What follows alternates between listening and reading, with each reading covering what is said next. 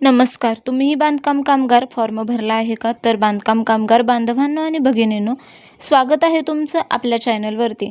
माझ्या कामगार बांधवांनो, 13 जुलै रोजी महाराष्ट्र शासनाच्या उद्योग, ऊर्जा, कामगार व खनिकर्म विभागाने एक असा ऐतिहासिक शासन निर्णय म्हणजे जी.आर. काढला आहे, ज्याने संपूर्ण महाराष्ट्रातील बांधकाम कामगारांच्या घराघरात आनंदाचे वातावरण तयार झाले आहे. होय, तुम्ही अगदी बरोबर ऐकले. जो आपला जी.आर. आहे म्हणजेच मुलांच्या उच्च शिक्षणासाठी मिळणारे शैक्षणिक अर्थसहाय्य.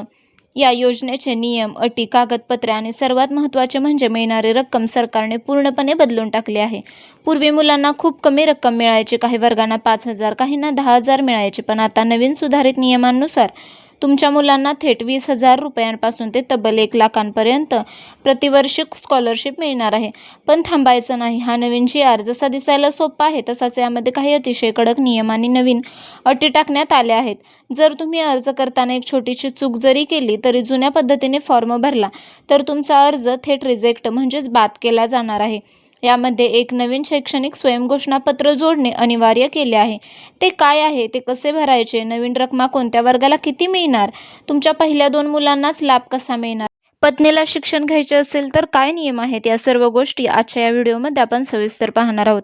व्हिडिओ थोडा मोठा होणार आहे, कारण यामध्ये मी तुम्हाला फक्त वरची माहिती देणार नाही, तर या व्हिडिओमध्ये आपण पूर्ण शासन निर्णयाचे वाचन करणार आहोत. ऑनलाईन पोर्टलवर जाऊन फॉर्म कसा भरायचा, व्हिडिओच्या शेवटी तुमच्या मनात येणाऱ्या प्रत्येक छोट्या शंकेचे निरसनही करणार आहोत. त्यामुळे व्हिडिओला लाईक करा, चॅनलवर नवीन असाल तर प्लीज सबस्क्राईब करा. आणि आता पाहूया महत्त्वाची गोष्ट, तर 13 जुलैच्या जी.आरची पार्श्वभूमी. सर्वात आधी आपण हे समजून घेऊया की सरकारने हा नवीन निर्णय का घेतला. महाराष्ट्र इमारत व इतर बांधकाम कामगार कल्याणकारी मंडळ अंतर्गत कामगारांच्या कल्याणासाठी जवळपास 28 ते 30 वेगवेगळ्या योजना राबवल्या जातात. यामध्ये गृहनिर्माण, आरोग्य, सामाजिक सुरक्षा व शैक्षणिक योजनांचा समावेश आहे. गेल्या अनेक वर्षांपासून कामगारांची अशी मागणी होती की महागाई प्रचंड वाढली आहे. मुलांची कॉलेजची फी, पुस्तकांचा खर्च, हॉस्टेलचा खर्च, सायन्स, कॉमर्स, आर्ट्स फी जुन्या स्कॉलरशिपच्या रकमेमध्ये भागत नव्हत्या. नियमांनुसार 1ली ते 7वीच्या मुलांना 2,500 रुपये, 8वी ते 10वीच्या मुलांना 5,000 रुपये मिळायचे, 11वी 12वीला 6,000 मिळायचे. उच्च शिक्षणासाठी रक्कम थोडी तोकडी होती. या सर्व गोष्टींचा विचार करून राज्याच्या कामगार मंत्रालयाने आणि कामगार आयुक्ताने 13 जुलै रोजी एक विशेष बैठक घेऊन या योजनेचे पुनर्गठन केले.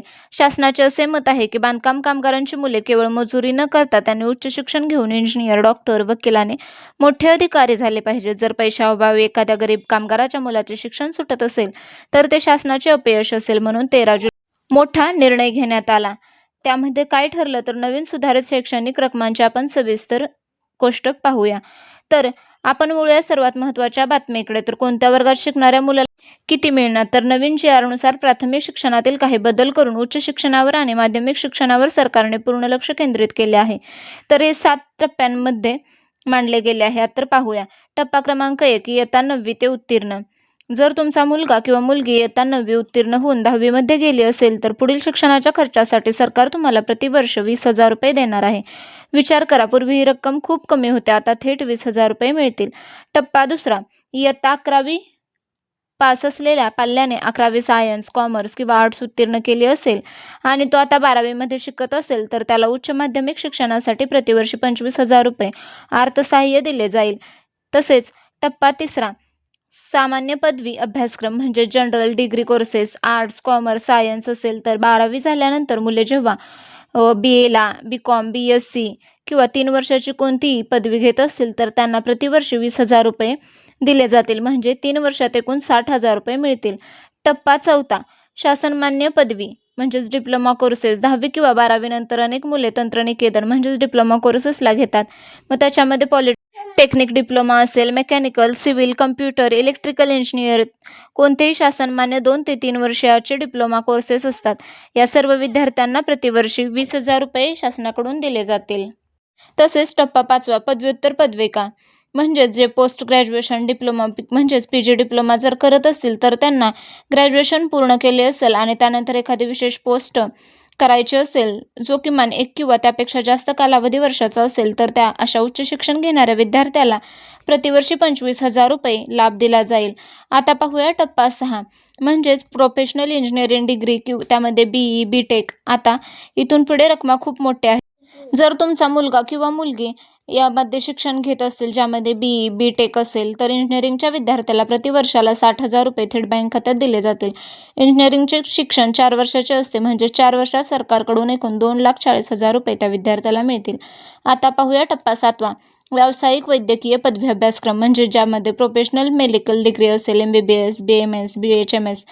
आणि सर्वात मोठा धमाका म्हणजे या 7व्या टप्प्यात आहे. जर तुमच्या मुलाने किंवा मुलीने नीट परीक्षा देऊन मेडिकलला प्रवेश मिळवला असेल, मग तो कोर्स MBBS असो, BMS असो, BHMS असो, BDS असो किंवा कोणताही मान्यताप्राप्त वैद्यकीय पदवी अभ्यासक्रम असो, अशा विद्यार्थ्याला प्रतिवर्षी तब्बल 1,00,000 रुपये थेट आर्थिक मदत दिली जाणार आहे. विचार करा, एका गरीब बांधकाम कामगाराचे मूल जेव्हा डॉक्टर बनण्याचे स्वप्न पाहते, तेव्हा फीचे लाखो रुपये भरणे अशक्य असते. पण आता शासनाचा हा 13 जुलैचा GR अशा कामगारांच्या पाठीशी खंबीरपणे उभा राहिला आहे.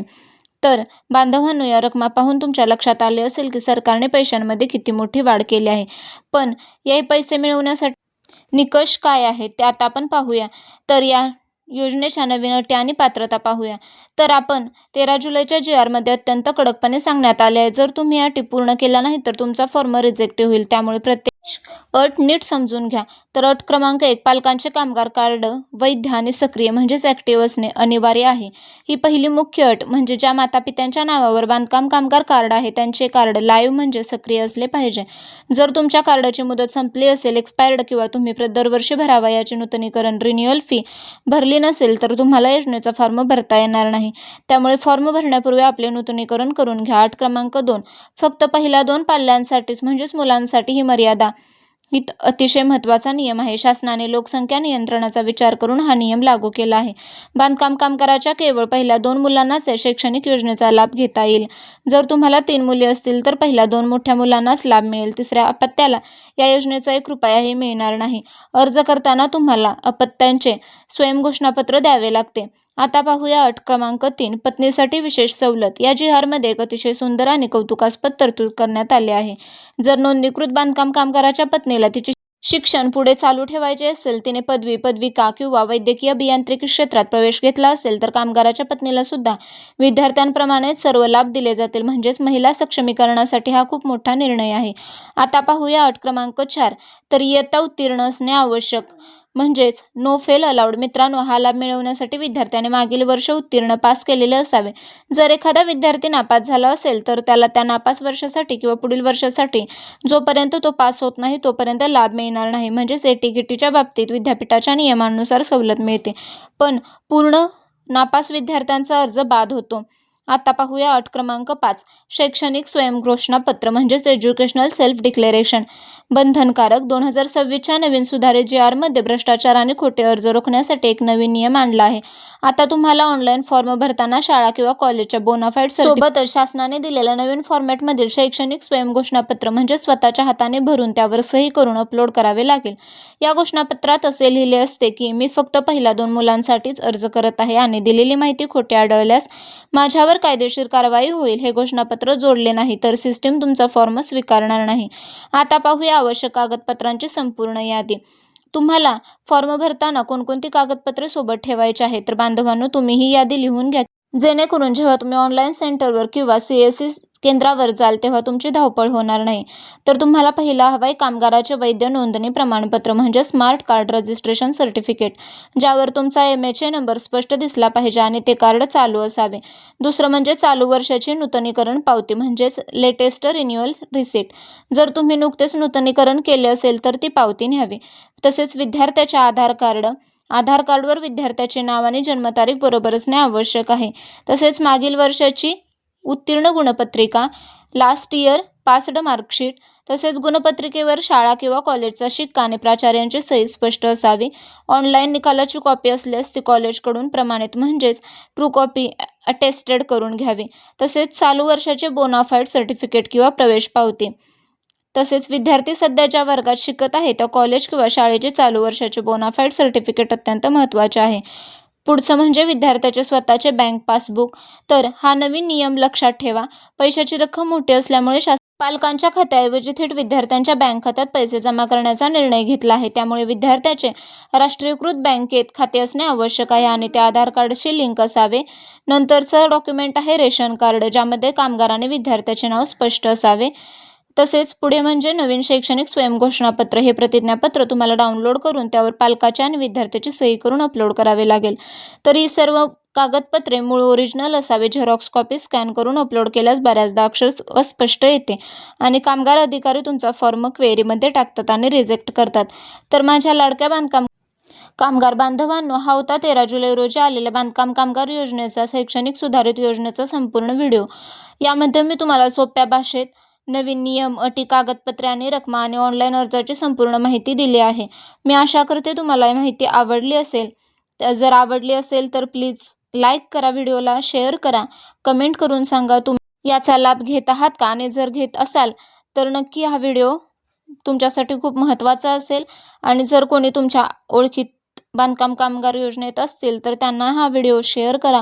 तसेच व्हिडिओ आवडला तर प्लीज सबस्क्राईब करा. व्हिडिओ पाहिल्याबद्दल धन्यवाद.